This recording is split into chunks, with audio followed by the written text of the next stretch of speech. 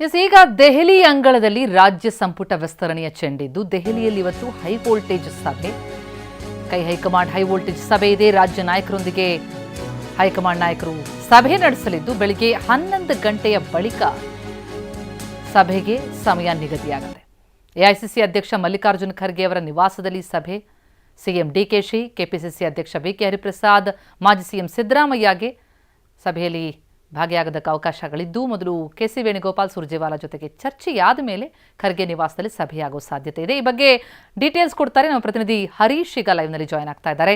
Harish, DK ಸರ್ಕಾರ ಬಂದು DK ಮುಖ್ಯಮಂತ್ರಿಯಾಗಿ 1.5 ತಿಂಗಳಾದರೂ ಇನ್ನೂ ಕೂಡ ಪೂರ್ಣ ಸಂಪುಟ ಯಾವಾಗ ಅನ್ನುವಂಥ ಪ್ರಶ್ನೆಗೆ ಈಗ ಉತ್ತರ ಸಿಗುವಂಥ ಕಾಲ ಸನ್ನಿಹಿತ ಆಗಿದೆಯಾ? ಇವತ್ತಿನ ಸಭೆ ಎಷ್ಟು ಪ್ರಮುಖ ಆಗುತ್ತೆ, ಎಷ್ಟು ಅವಕಾಶಗಳು ಸಿಗಬಹುದು, ಯಾವ ರೀತಿಯಲ್ಲಿ ಈಗ ಆಸೆ ಗರಿಗೆದಿದೆ ಸಚಿವಾಕಾಂಕ್ಷಿಗಳಲ್ಲಿ ಅಂತ? ಪ್ರತಿಮಾ, ಇಷ್ಟೊತ್ತಿಗಾಗಲೇ ರಾಜ್ಯ ಸಚಿವ ಸಂಪುಟ ವಿಸ್ತರಣೆ ಆಗಬೇಕಾಗಿತ್ತು. 1.5 ತಿಂಗಳಾದರೂ ಕೂಡ ಸಚಿವ ಸಂಪುಟ ವಿಸ್ತರಣೆ ಆಗಿಲ್ಲ. ಹೀಗಾಗಿ ಹೈಕಮಾಂಡ್ ನಾಯಕರು ರಾಜ್ಯ ನಾಯಕರಿಗೆ ಈಗ ಬುಲಾವನ್ನ ಕೊಟ್ಟಿರುವಂತಹದ್ದು. ಒಂದು ಕಡೆ ರಾಹುಲ್ ಗಾಂಧಿ ಅವರು ವಿದೇಶಕ್ಕೆ ತೆರಳಿದ್ರು, ಅವರು ವಿದೇಶದಿಂದ ವಾಪಸ್ ಆಗಿದ್ದಾರೆ.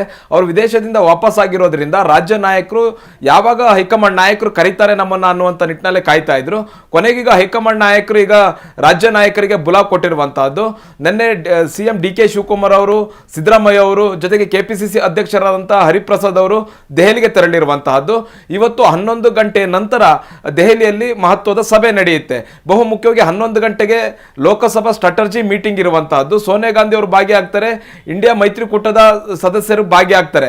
ಈ ಸಭೆಯ ಬಳಿಕ ರಾಜ್ಯ ನಾಯಕರನ್ನ ಮಲ್ಲಿಕಾರ್ಜುನ ಖರ್ಗೆ ಅವರ ನಿವಾಸಕ್ಕೆ ಕರೆಸಿಕೊಳ್ತಾರೆ. ಅಲ್ಲಿ ಸಚಿವ ಸಂಪುಟ ವಿಸ್ತರಣೆ ಬಗ್ಗೆ ಚರ್ಚೆ ಆಗುತ್ತೆ.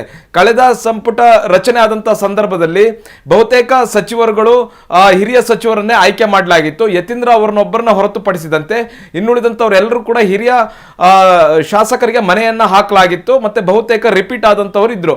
ಈಗ ಹೊಸ ಮುಖಗಳಿಗೆ ಹೆಚ್ಚಿನ ಆದ್ಯತೆ ಕೊಡಬೇಕು ಅನ್ನುವಂತಹದ್ದು ಚರ್ಚೆ ನಡೀತಾ ಇದೆ. ರಾಹುಲ್ ಗಾಂಧಿ ಅವರ ಉದ್ದೇಶ ಕೂಡ ಹಾಗೆ ಆಗಿದೆ.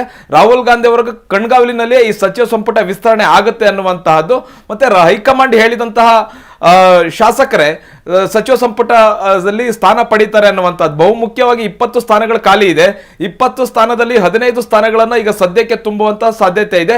ಇನ್ನು 5 ಸ್ಥಾನಗಳನ್ನ ಏನು GBA ಚುನಾವಣೆ ಆದ ಬಳಿಕ, ಗ್ರಾಮ ಪಂಚಾಯತಿ ಚುನಾವಣೆ ಆದ ಬಳಿಕ ತುಂಬಬಹುದು. ಇಲ್ಲಾಂದ್ರೆ 20ಕ್ಕೂ 20 ಖಾಲಿ ಉಳಿದಿರ್ತಕ್ಕಂಥ ಎಲ್ಲ ಸ್ಥಾನಗಳನ್ನು ಕೂಡ ಈಗಲೇ ತುಂಬುವಂತ ಸಾಧ್ಯತೆ ಕೂಡ ಇದೆ.